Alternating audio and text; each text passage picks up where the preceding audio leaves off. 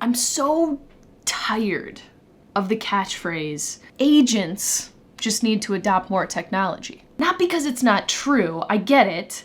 I get that there are always people out there who are gonna be behind and don't wanna adopt technology. But the reason I'm tired of it is because whether consciously or subconsciously, it's often used to blame the agent and the agent alone for the experience that a customer receives in the independent channel. Again, I get that agents are the ones on the front lines. They're the ones touching the customer the most.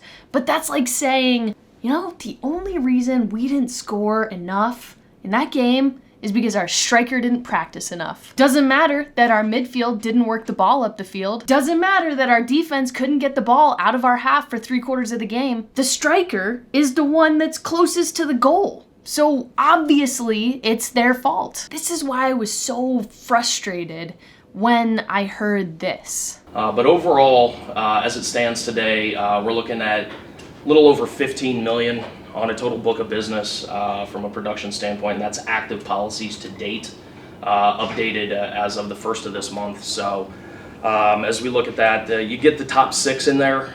There's obviously more that fit in that piece of pie. The last time they saw that, it was 16 million. What happened?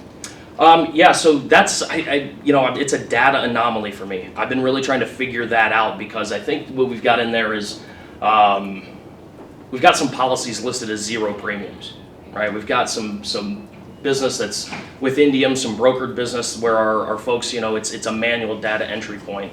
And as those policies renewed, I'm trying to kind of pinpoint where those are. But you've got a little gap between 15 and 16 that I can't identify. That's some of it.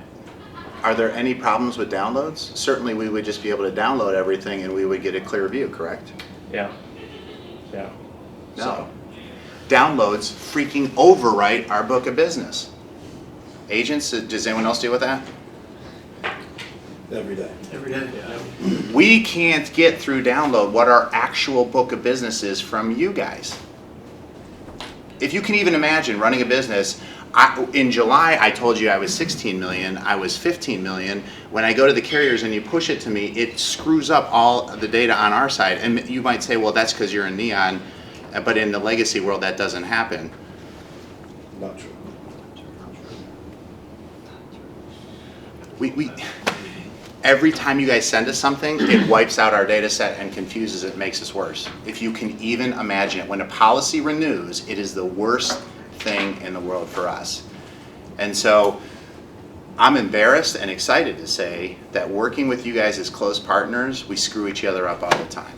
What is even a goal if we can't even move that information back and forth? Okay, so just put all these pieces together. Carriers are where we get the most accurate pricing data because product pricing starts and ends, it's controlled at the carrier level. Anything else is just a reflection of that. But getting an accurate reflection with the tech that exists today is apparently really, really difficult.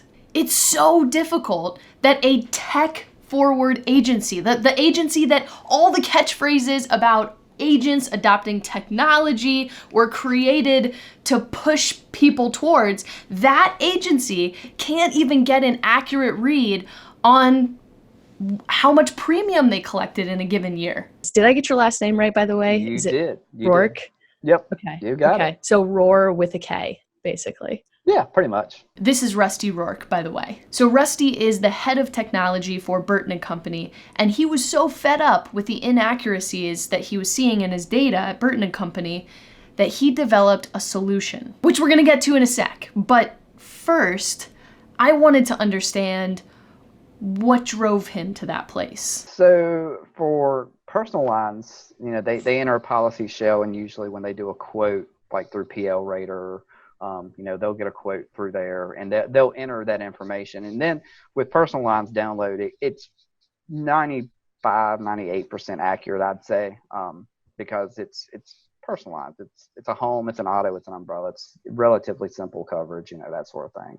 So the premium numbers there are usually pretty accurate. Now the problem lies with it where it's commercial lines. You've got endorsements over the course of the term, premium number can always be changing. And a lot of it is also dependent upon the carrier technology that they're using to send that download. The carrier systems, some of them are old and antiquated just as well as other things. And if they're not mapped correctly, and it sends to Ivans, and then we download it from Ivans into Tech Canary. And if those maps don't line up, then it overwrites the data. It puts 0 in there because it doesn't have anything, or, it can just totally change what the information you've entered in because it overwrites it. Okay, so this is, and you just hit it on the head. So this is the issue here that I want to really dive into today, which is that highway between agents and carriers, which we call Ivans or downloads. How exactly does that work? Like if you were explaining grass to someone who lives in the desert, here's what Ivans is, and even like getting a little technical with because it's not an API, which is the highway that many of us refer to today in 2019. Like, how would you describe what it is? I think Frank Centers said it best when he called it a post office. Because the carriers send their mail to Ivans, and then Ivans delivers it to the agents. And there's, a language called AL3, which is what the files are scripted in, basically. And they have to be scripted properly from the carrier level and from the agency management system level. Because if, you've got X thing in this spot at the carrier level, but your agency management system is not mapped to put it in that same spot, what's it going to do? It'll either put it in the wrong spot, it'll put it, somewhere you don't like it, or it just won't put it in there at all. When was you mentioned the AL3 language. I know none of us are tech or developer historians here, but if you had to take a guess, I know Python, JavaScript, these languages, computer languages that many people refer to today and are in use were created somewhat recently. When was AL3 created? Honestly, I'm not sure. I'm guessing probably at the same time Ivans was created. That was, it's AL3 is sort of a mix on XML, which is a little bit newer, but it's still a relatively old language, I think. So agencies are reliant on carrier systems and Ivans efficiently passing quality data between the two, and on Ivans efficiently passing quality data to them. That is their one mission: get data from point A to point B. That seems like a crucial thing that a business owner should know. How frustrating is it for you guys as you're trying to, how frustrating has it been for you guys to try and figure that out? Or do you feel like you've met with the same thing, the same frustration that Seth has?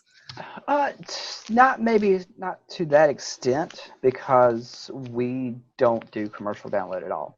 We turn it off completely. Yeah, our agents enter all the data, by hand or through a workflow or whatnot. Really? So, yeah, the biggest issue we ran across is when we rolled out to Tech Canary, and we did what's called an initial load, where all the carriers send all of our policies to us. They did it for commercial too. So they overwrote our complete database that we migrated from. Oh my gosh. Yeah.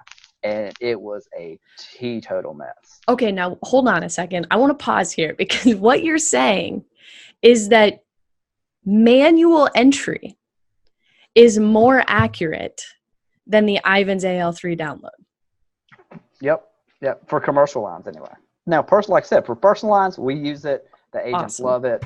Yep. But for commercial lines, it is a huge pain point. This is incredible to me.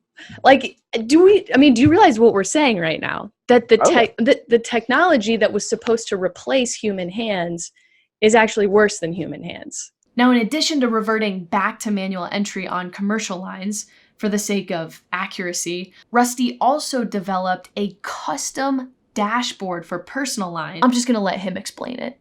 So Okay, so not only was one of your solutions been to revert back to manual entry, but you guys have also, it sounds like maybe just for the personal lines downloads, created and I will probably screw this up, but some sort of dashboard that tracks what should be downloaded. Is that correct? To an extent, it's not necessarily what should be downloaded, it's what is downloading. So we have a dashboard that tells us what downloads have come in for what policies, and they're broken out by carrier, download type, whether it be change requests, new business, renewals, cancellations, all that. And then that way the agents can go through their individual book of business. Okay, say I've got X 5 policies here that downloaded. Let me check them to make sure the download's right, make sure the information's right, and then we'll continue to process it from there. Okay, so is that the only reason that you created the? So explain to me, like, why, besides this, it sounds like accountability and making sure that things are. It seems like maybe there's a lack of trust on Ivan's part. Maybe there's just a fear based on past experience. But like, what was the motivation for doing this custom work on your?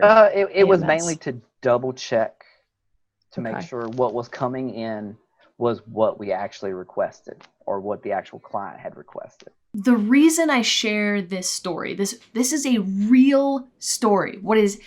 This is actually happening inside this agency in Martinsville, Virginia, inside this agency in Cleveland, Ohio. It's happening in agencies across the country. The reason I share it is because of this. It does not matter how much technology an agent adopts.